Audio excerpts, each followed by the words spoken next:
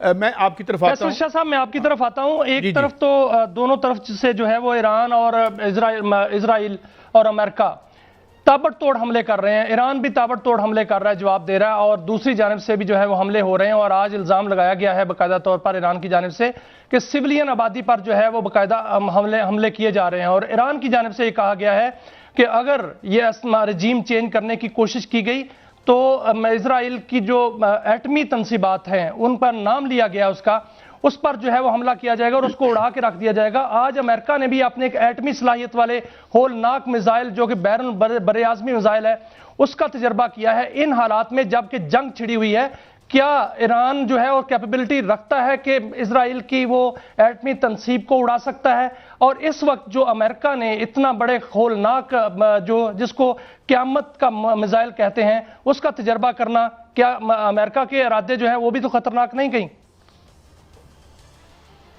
جی بہت شکریہ مجھے پروگرام میں لینے کا. پہلی چیز تو یہ کہ جو ایران کا دعویٰ ہے کہ یہ لوگ سول آبادی پہ بمباری کر رہے ہیں، تو اس میں کوئی دو رائے نہیں ہے. آپ اگر یہ دیکھیے کہ ہفتے کی صبح جب جنگ شروع ہوئی ہے تو پہلا ٹارگٹ میناب میں وہ اسکول تھا جس میں 180 بچیوں کی شہادت، اور یہ کہہ کر اس پہ اٹیک کیا گیا کہ وہاں پہ ایران کی کوئی IRGC کے لیڈرز ہیں یا کوئی کمانڈرز ہیں جنہوں نے وہاں پہ پناہ لی ہوئی ہے، وہ وہاں پہ چھپے ہوئے ہیں، ان کا کوئی ہیڈ آفس ہے، ہیڈ کوارٹرز ہے، اس طرح کی کوئی بات کر کے اور اس اسکول پہ حملہ کیا گیا 180 بچوں.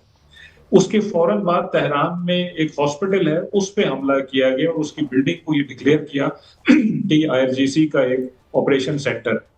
تو یہ تو جنگ ہی بالکل ایک بلا جواز جنگ ہے جو کہ غلط ایک پیرائے میں لڑی جا رہی ہے، ایک غلط فلسفے پہ لڑی جا رہی ہے. اور وہ ایئر مارشل صاحب نے جیسے کہا کہ تمام اخلاقیات اور اصول اور قواعد و ضوابط کی خلاف ورزی ہے، تو اس میں تو کوئی دو رائے نہیں.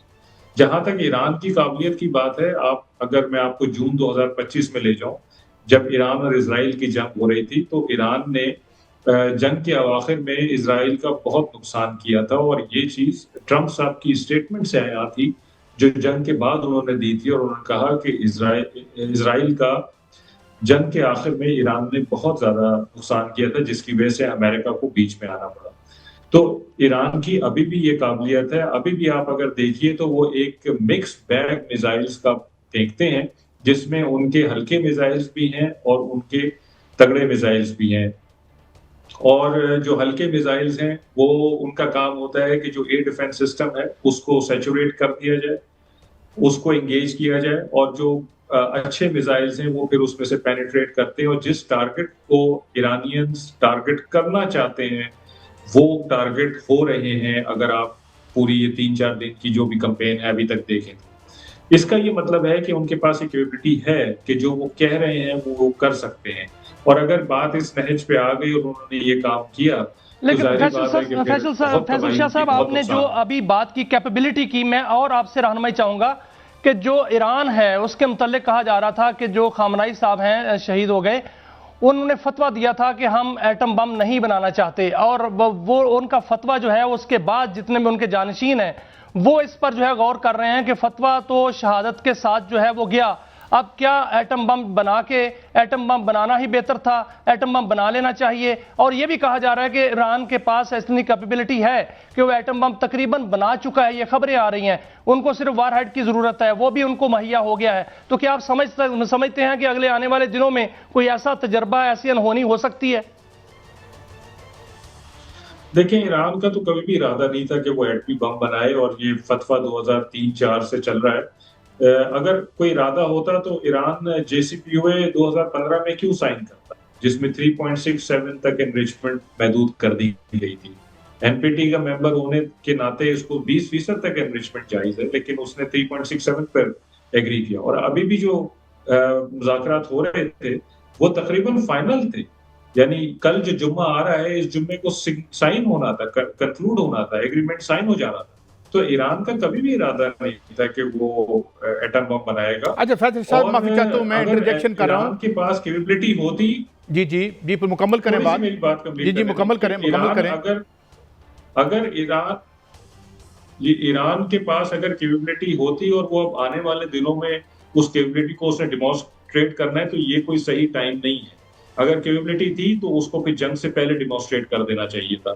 اب تو اس کیپیبلٹی کو ڈیمانسٹریٹ کرنے کا کوئی ٹائم نہیں. اس کا یہ مطلب ہے کہ ایران کے پاس کیپیبلٹی ضرور ہے کہ ان کے سائنسدان ہیں جن کی پاس ایکسپرٹیز ہے, ان کے پاس انفراسٹرکچر ہے جو کہ کام کر سکتا ہے اور یہ بنا سکتا ہے, لیکن وہ فی الحال میرا خیال ہے کہ ویپن بنانے سے کئی سال دور ہیں, جیسے کہ IAEA نے بھی کہا ہے. اچھا, یہ میں ایک بات ایئر مارشل صاحب, اگر آپ سیکنڈ ورلڈ وار کی بات کریں تو پوری دنیا تباہ ہوئی اور ہم نے دیکھا کہ بیلنس آف پاور بھی شفٹ کر گیا. آج امریکہ بہادر لائبلٹی بن گیا ہے, جو جہاں تحفظ کے لیے اس نے بیسز بنائی تھی وہ جگہ ہٹ ہو رہی ہے. جو پوسٹ جنگ یہ تو ختم ہونا ہے, کسی نے بلنک کرنا ہے, جس طرح فیصل شاہ صاحب اور آپ کہہ رہے ہیں.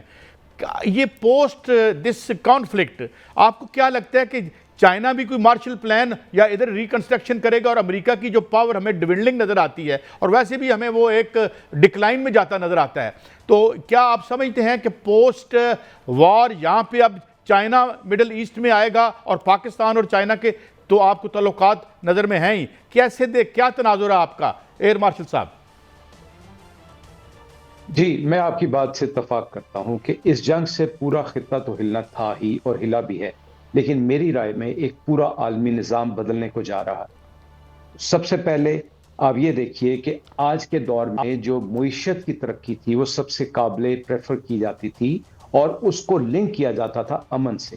پھر اس امن کے لیے کچھ ملکوں نے یہ ضابطے کیے کہ طاقتور کو اپنے گھر میں بٹھا کے رکھو, لیکن جب تہذیبوں کا ٹکراؤ ہونا شروع ہوا تو آپ نے اور میں نے دیکھا کہ وہی طاقتیں اب جو پزلز چل رہے ہیں, جو جیو ملٹری پزلز ہیں, جو جیو پولیٹیکل پزلز ہیں, جس کی طرف فیصل صاحب نے بھی اشارہ کیا, سمجھ یہ نہیں آ رہی کہ امریکہ کیا ان ریاستوں کے اوپر جو اپنی فوجیں بٹھائے ہوا ہے ان کو ڈیفینڈ بھی کر رہا ہے یا اس سے زیادہ پرائورٹائز وہ اسرائیل کو کر رہا ہے. تو ایک بات آپ کی بالکل بجا ہے کہ عالمی نظام بدلے گا, عالمی نظام ہلے گا, الائنمنٹس چینج ہوں گی. اور میں ایک آپ کی اجازت سے فیصل بھائی کی بات کو آگے بڑھانا چاہوں گا, وہ یہ ہے کہ ایران تو شاید نیوکلیر ٹیکنالوجی اس وقت نہ لے کے آئے, لیکن یاد رکھیے کہ نیوکلیر ٹیکنالوجی جو کہ اسرائیل کے پاس بھی ہے اور جن ملکوں کے پاس بھی ہے ان کی ایک اسٹرینتھ بن جاتی ہے. تو یہ جو ریڈ ریس شروع ہونے والی ہے اس کو آپ دیکھیے گا کہ عالمی نظام میں یہ کس طرح فٹ ہوتی ہے. جی میاں صاحب.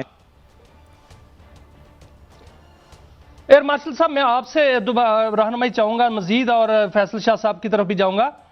سر, امریکہ کے پاس وہاں پر جتنا وہ اسلحہ لے کے آیا تھا وہ کہا جا رہا ہے کہ بہت تیزی سے اس کا ذخیرہ ختم ہو رہا ہے, کیونکہ ان کے پیٹریاٹ میزائل جو ہیں وہ بھی ختم ہو رہے ہیں, ٹوما ہاک جو میزائل ہیں وہ بھی ختم ہو رہے ہیں, اور جنگی علاقے میں جتنے انہوں نے میزائل لائے تھے 600 سے 800 وہ جو ہیں وہ بہت سے میزائل جو ہیں وہ ختم ہو چکے, اور ان کی جو کاسٹ ہے وہ بھی بہت زیادہ ہے. 3 سے 4 ارب ڈالر کی جو ہے نقصان امریکہ کر چکا ہے, 3 سے 4 ارب ڈالر کا اسرائیل نقصان کر چکا ہے. اسرائیل جو ایران ہے اس کے پاس بتایا جا رہا ہے کہ 50,000 میزائل ہیں, اور یہ بھی بتایا جا رہا ہے کہ ایک اندازے کے مطابق کہ 1,80,000 میزائل ہیں, اور ان کے جو ڈرونز ہیں ان کی قیمت جو ہے وہ چند ہزار ڈالر ہے, اور امریکن جو ڈرونز ہیں ان کی قیمت جو ہے وہ کروڑوں ڈالر میں ہے.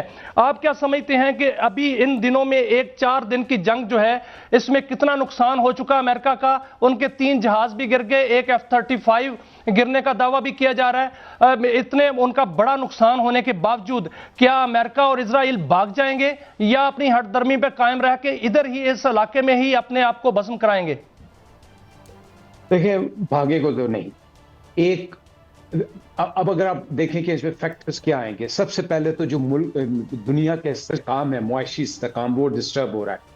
آپ نے وہ خبر سنی ہوگی کہ روس نے بھی کہا کہ میں یورپ کو جو گیس سپلائی ہے, LNG جو سپلائی ہے, اس پہ ریویو کروں گا. 1 سیکنڈ, جتنی خلیجی طاقتیں ہیں جو آج کل سو کالڈ پاورفل بنی ہوئی تھی, ان میں قطر دیکھیں وہ خاموش سفارتکاری کرتا ہے, عمان خاموش سفارتکاری کرتا ہے, UAE صرف تجارت پہ زور دیتا ہے, سعودی عرب نے آپ کو بگ بردر بنانے کی کوشش میں ہے.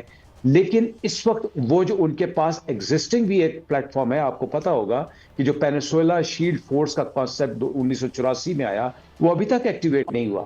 اس کا مطلب میرا ماننا یہ ہے کہ, اور جو آپ نے بات کی, دیکھیں ذخیرے ختم ضرور ہو رہے ہیں, لیکن بدقسمتی کی بات یہ ہے کہ امریکہ کے پاس بہت ریسورسز ہیں, وہ ریفل سپلائی چین مینج کر لے گا.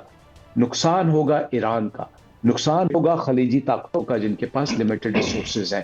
تو ایران کے پاس جو بھی آپ نے بات کی، اب اس نے منٹ مین 3 کا جو انٹر کانٹیننٹل بیلسٹک میسائل کا تجربہ کیا، اس کا مطلب ہے کہ وہ ابھی تک اپنی بیک اپ کو اسٹرینتھن کیا ہوا. اس کے جو پیرلل میں اگر آپ ایران کو دیکھتے ہیں تو ایران کے پاس کنسیڈ لانچرز بھی ہیں، ایران کے پاس سائلو لانچرز بھی ہیں.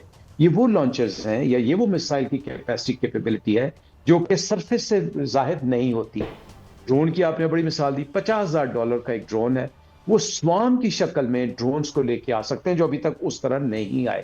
پھر ایک تیسری طاقت جو ہے، آلدو پراکسیز بہت ویک ہو گئی، لیکن ان کی جو قدسیہ فلائٹ ہے جو کہ مسائل بورڈز کی فلائٹس ہیں وہ بھی اس طرح ابھی تک ایکٹیو نہیں ہوئی، اب نئے ہورمز میں بھی اور امریکہ. سو کنکلوژن میں امریکہ کی شاید نقصان تو ٹریلینز میں ہوگا، اس پہ تو جمع خاطر رکھیے گا، نہ صرف اقتصادی نقصان ہوگا، مالی نقصان ہوگا، جو ایک سائیکوپیتھ اسرائیل کے اندر آ جائے گا، جو خوف و ہراس آ جائے گا، اس کے ساتھ ساتھ ان کا ٹریلینز میں نقصان ہوگا. لیکن یہ بات بھی ستم ظریفی کی ہے کہ سب سے زیادہ نقصان ایران کا ہوگا.